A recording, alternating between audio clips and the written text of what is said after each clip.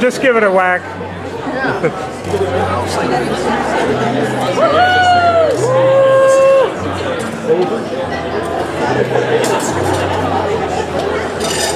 No licking the saber, right? No licking the saber. You'll be really sorry. You'll be really sorry. Maybe you do it. It's not on the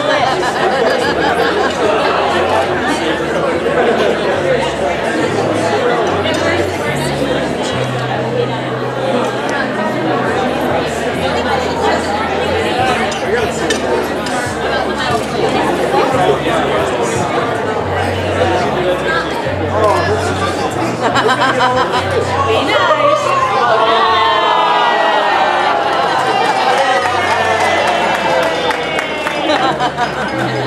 Kiss, kiss.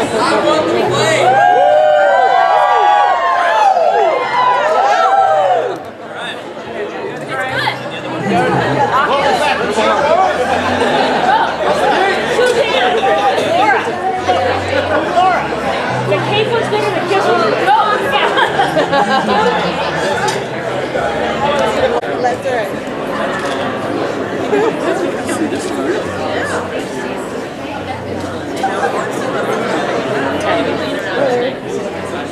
Put it on there.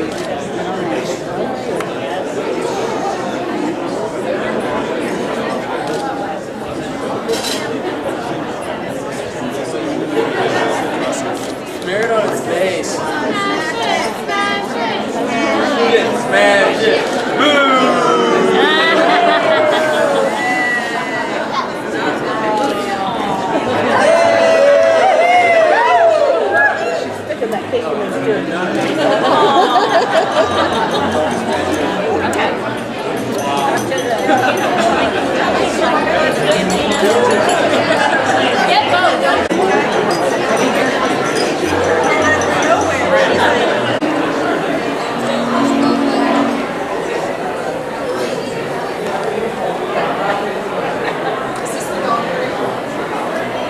Does everybody have a glass of champagne? If you're not, there's a table towards the middle where you can pick up a glass of champagne.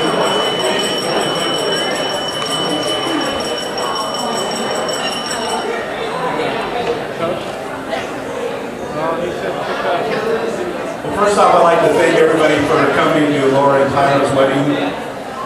And I'm Steve, Laura's father, your host tonight. And I think it's a beautiful evening, and they're a beautiful young couple, and with a long, happy life ahead of each other. And if you don't know, that it's a marriage of two Air Force families, and Tyler was a bit of a Star Trek buff, I guess, as he was growing up. So my toast is to a long and happy life together for two Air Force families. So off you go to the wild blue yonder and live long and prosper. Here, here.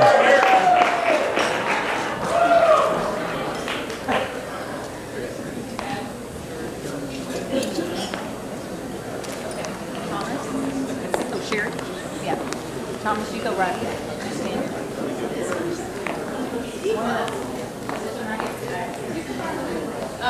I'm Sherry. I'm Laura's sister. Not in law, but we don't call it that. I guess for me, making the toast, I think it's really evident when you see God write someone's love story. And in this couple, you see how God's written your love story. And one of the things that I appreciate and I see in your marriage and your love for each other, with Laura, I've just noticed that Laura really trusts Tyler. She adores Tyler, and she trusts Tyler, and she has 100% respect for you, Tyler. And what you say, she just loves you incredibly. And the same with you, Laura. I've noticed that Tyler just cherishes you for who you are and what you are. And Tyler confides in you, and you're his best friend. And I think for your marriage, I'm just so excited for what the future has and what God has for your marriage. And for you, I just want to toast that you live every day like it's your last, and every night like it's your first.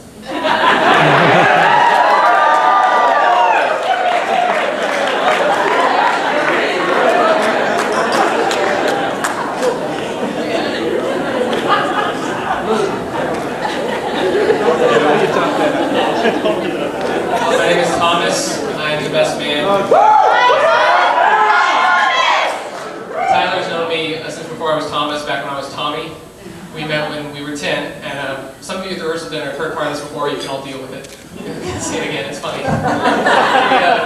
Tyler and I were very competitive to start out with, but then as we became better friends, we channeled our competitive energies into things we would work for together. We always had big goals, we had big plans. I remember one day when we were about 13, we were outside plotting the course of the 5 Star Trek novels we were going to write to bring Star Trek The Next Generation back into the forefront of the popular culture. Needless to say, we were single at the time, and we spent a lot of time together making big plans, but some dreams you let go of. And we let go of that one. We let go of writing Star Trek novels. Then we got a little bit older, and instead of talking about Star Trek, we started talking about girls. And because we still believed in big plans, we decided to keep it secret that we were talking about girls. So we gave the girls code names.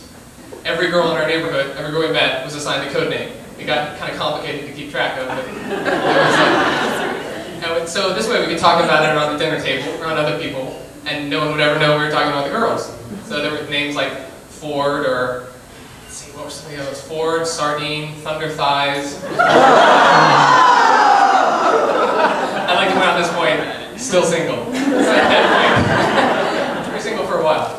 But we always had big plans, and I think eventually we stopped talking about, well, we never really stopped talking about girls. We started talking about other things. I remember laying up one night and we had an impassioned debate about affirmative action. And then we pick a new topic, and one person would get for and one person would get against. And instead of sleeping, we just debate back and forth. Because we had always these big ideas of how we were going to change the world. I was going to be president, he was going to be Secretary of Defense. So, some dreams you kind of hang on to, some dreams you kind of let go of. But as we grew more and more, and we still talked about girls. By the way, Laura, I'd like to say I've never heard him talk about a girl the way he talks about you. Just so you know.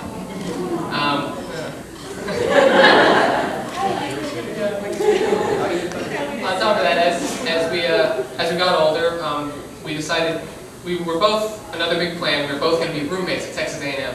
We were going to be roommates, we were going through college together, we were going to fight off the secular onslaught that was going to tear us away from our families. We thought, no, we're going to go to college together. But we drifted apart because he wanted to go to college and have people yell at him and make him run, and I wanted to go to college where they won football games.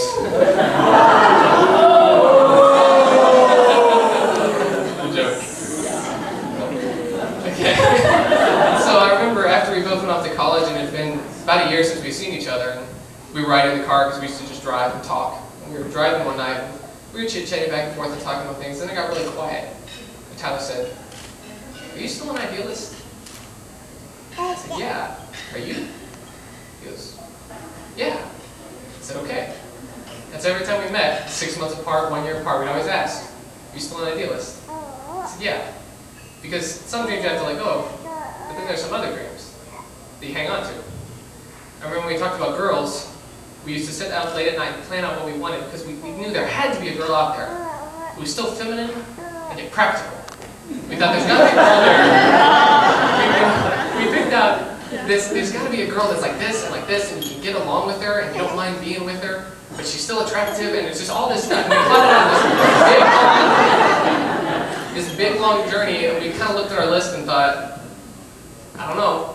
And as years went on, he dated a couple girls, I dated a couple girls, he dated a couple more, he dated a couple more. But he's never talked about them like that's on you. As it went on, I think for a little bit there we just kind of looked, it was like, girls, whatever. But whenever it got real late at night, whenever we'd been talking for a while, we got tired and we looked at each other and we both knew that there was something that we believed in that we weren't giving up on.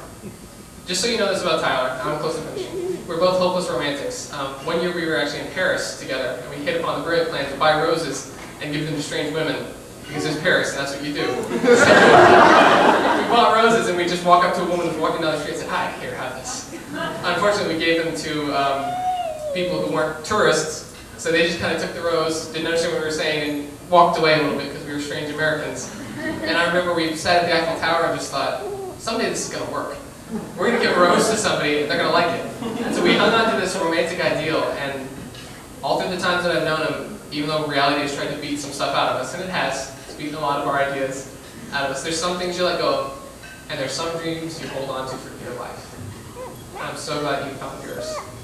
To Tyler and to Laura, a little bit will last.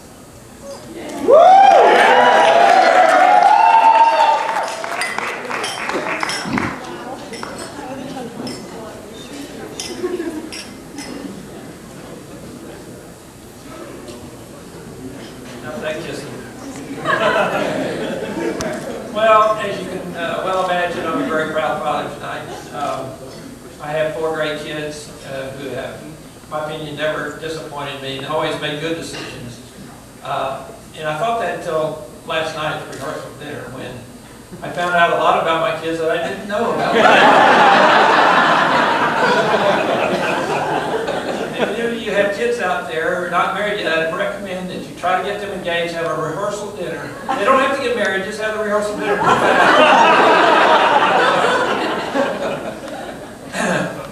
Tyler is certainly not disappointed. Lisa and I, again, have made a great choice for one of the best or most important decisions of his life in his future mate. And we're so excited to have Laura as our daughter and to be a part of the Stiles family. It's just quite an honor for us. And I'd like to toast them for long and happy marriage together. Both of you.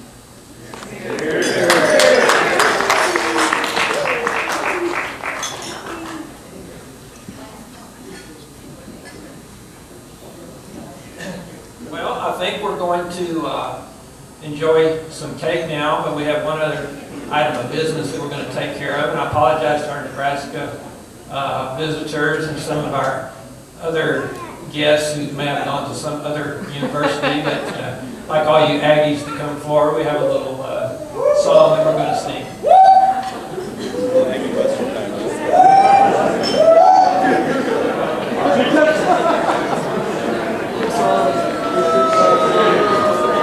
Come on over here.